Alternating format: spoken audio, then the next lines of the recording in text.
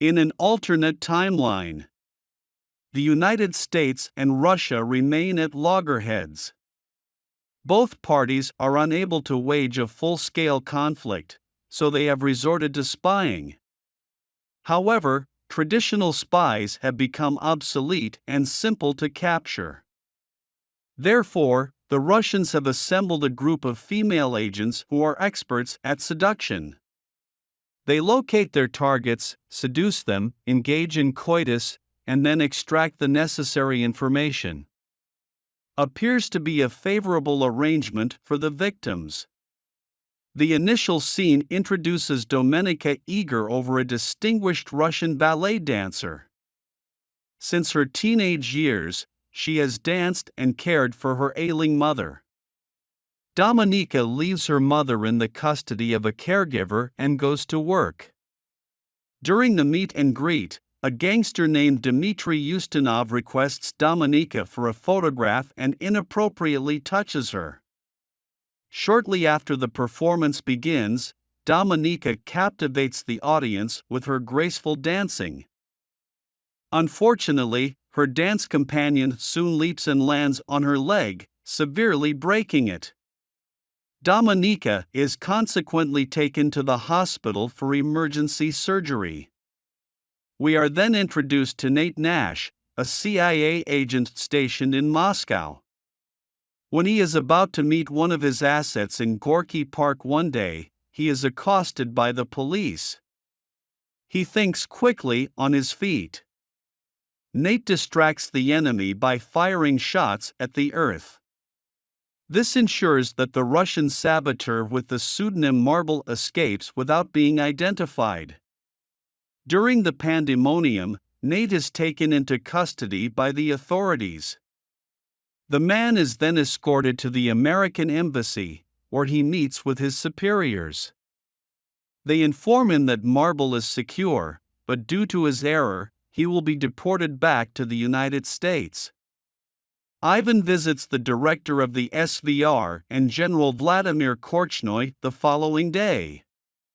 They show him video footage of Nate's encounter in Gorky Park and explain that the unidentified individual is their primary focus.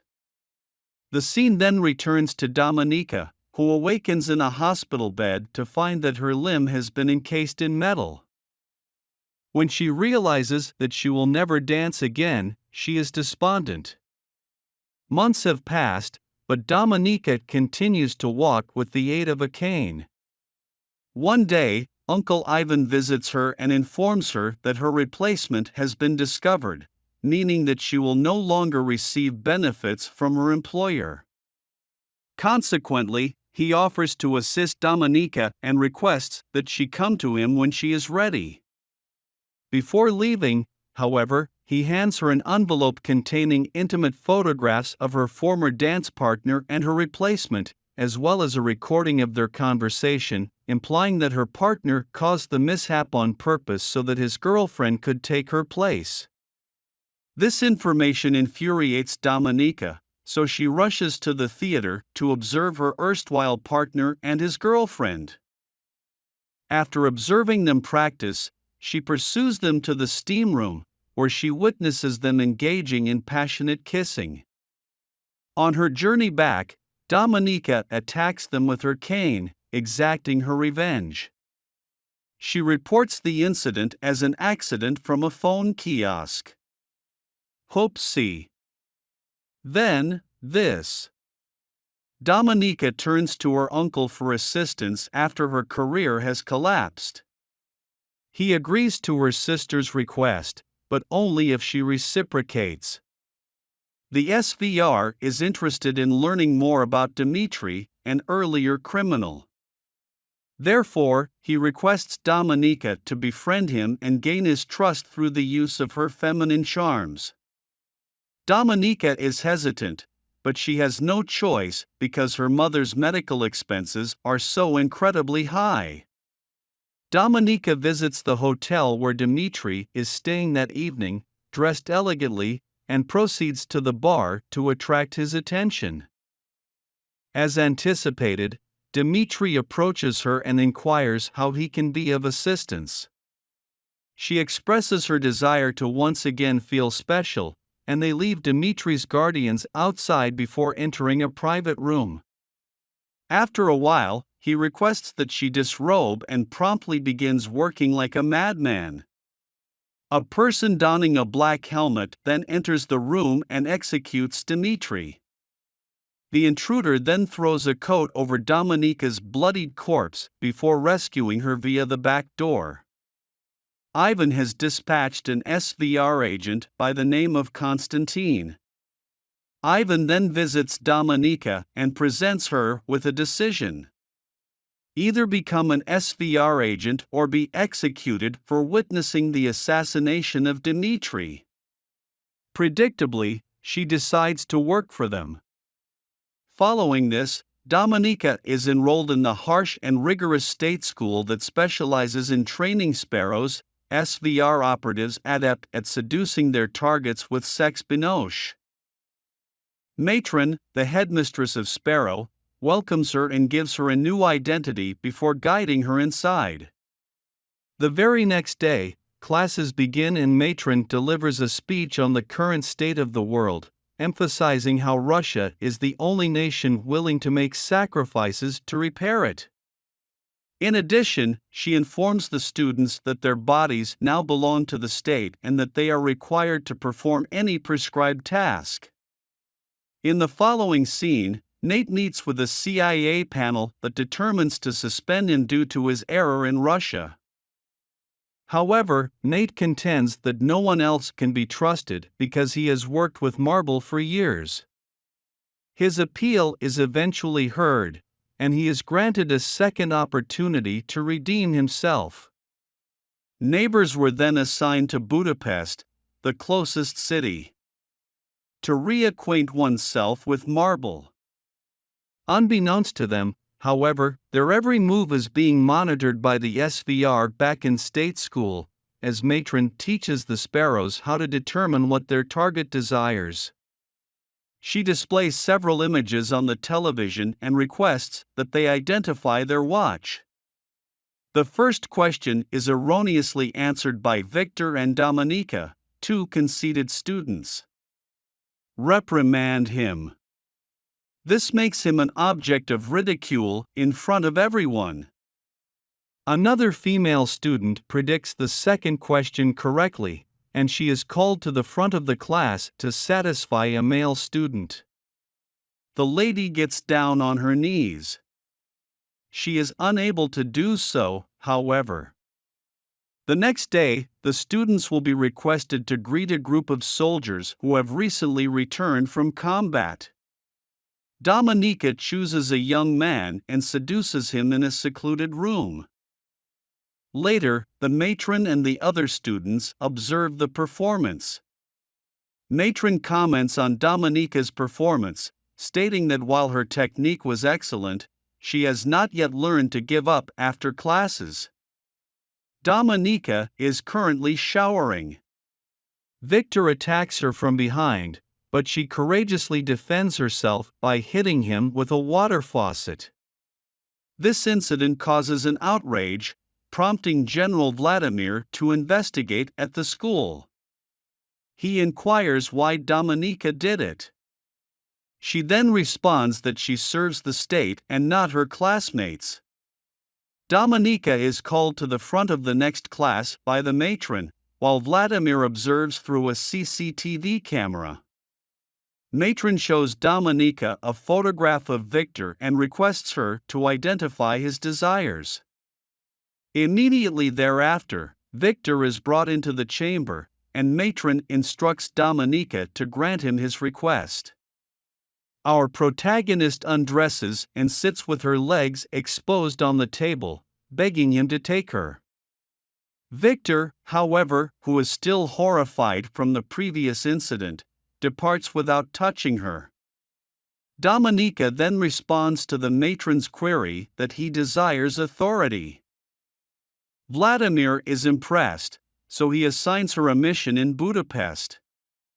Her mission is to gain Nate's trust and reveal Marble's identity, and possibly emasculate a few more jerks while she's at it. Under the supervision of SVR Station Commander Maximilian Volland, Dominika travels to Budapest and shares a room with fellow sparrow Marta. She then proceeds to follow Nate and follows him to the same swimming pool. She intentionally collides with him and engages in a brief conversation while posing as an embassy translator. The following day, Dominika visits the swimming pool but cannot locate Nate there. In addition, she discovers that her concept is absent. Nate has already determined that she is a Russian spy attempting to unearth Marble's identity. He informs his superiors and acknowledges her potential value. His superiors grant him permission to move closer to Dominika in order to acquire more information. Later, Dominika visits the embassy and discovers Marta conversing with Stephanie Boucher, an American politician. Soon after, Nate approaches Dominika and confesses that he stole her identification card from the pool. She reveals her true intentions when she realizes he is cognizant of her mission. The two then engage in a brief exchange and agree to meet for supper. Dominika returns to her apartment the following day and searches Marta's room, where she discovers that Marta was entrusted with purchasing confidential information from Stephanie. The following day, after work, she invites the station chief Maxime to a bar and requests that he give her more time by sending a positive report to Moscow. Dominika provokes him to strike her now that his action has been captured on camera. She blackmails him into submitting an improved report, threatening to turn him in to the police if he does not. Nate waits for her at the restaurant, but when she doesn't show up for a long time, he assumes she dumped him and departs.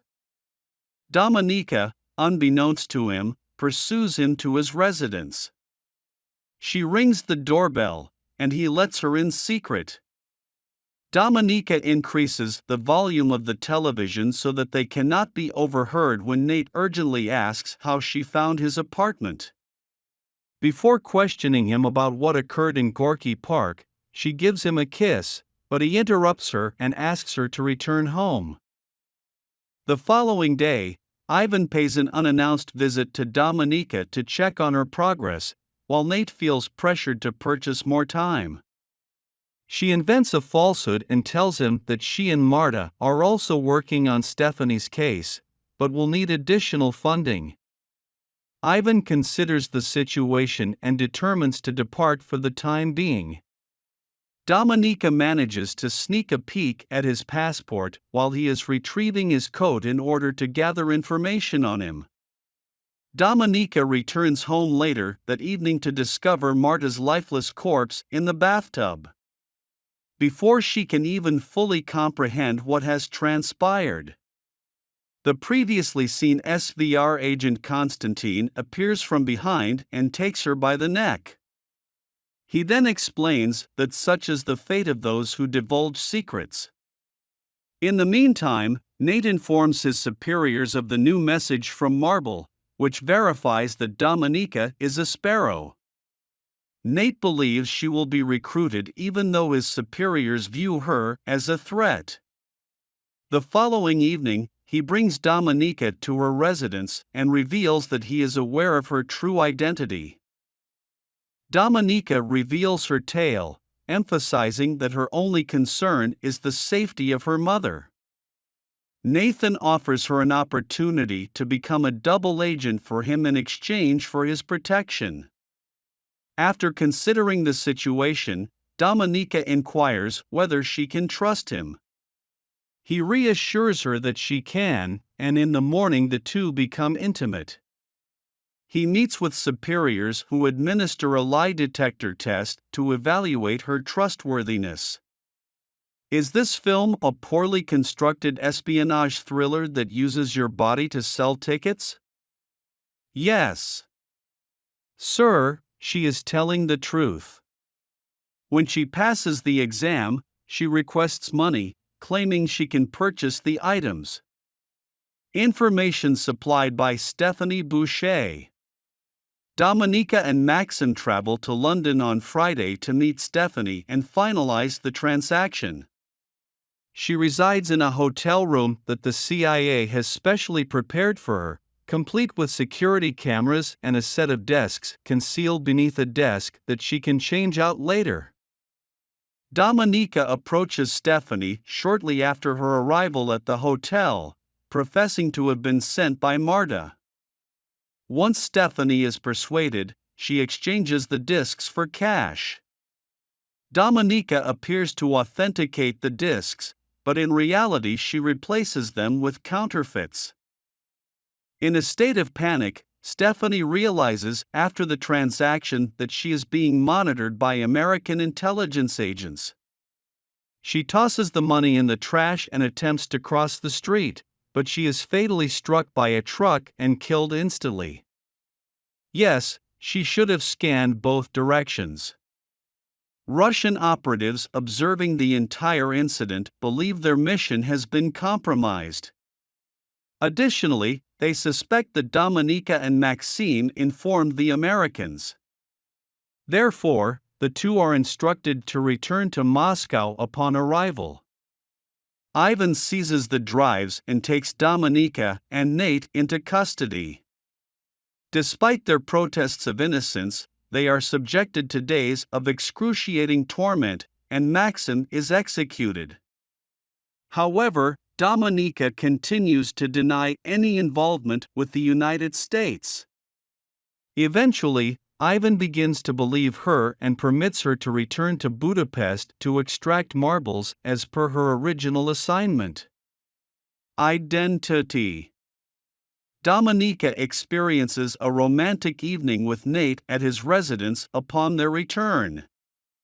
However, she awakens in the middle of the night to find Constantine torturing Nate in order to obtain Marble's identity.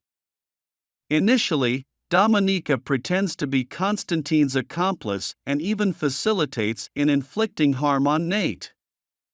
However, when he is distracted, she attacks him, allowing Nate to escape his restraints. The two then join forces against Constantine and defeat him. However, they sustain severe injuries during this procedure. In the following scene, Dominika awakens in the infirmary, where she receives an unexpected visit from General Vladimir. He shows himself to be the most granite. Vladimir, a former patriotic official, admits that he became disillusioned with Russia's rampant corruption when his sick wife was denied treatment from an American doctor, fretting that he will be caught soon and that his sacrifice will have been in vain. Vladimir instructs Dominika to inform Ivan about him. She would become a national hero and be able to supplant him as a mole if she did so. Dominika finds the concept to be preposterous. But after much persuasion, she resolves to surrender herself to the authorities. She requests to communicate with the Russian ambassador and, when granted, explains that she has the Moor's name. However, she will only disclose his name if she is released. Following the conversation, an airport exchange meeting has been scheduled. Nate is tasked with accompanying Dominika to verify the mole's identity. Dominika's actions have left him feeling used and betrayed, so he is inconsolable. He feels exploited. That is extravagant. She has a surprise for him, however.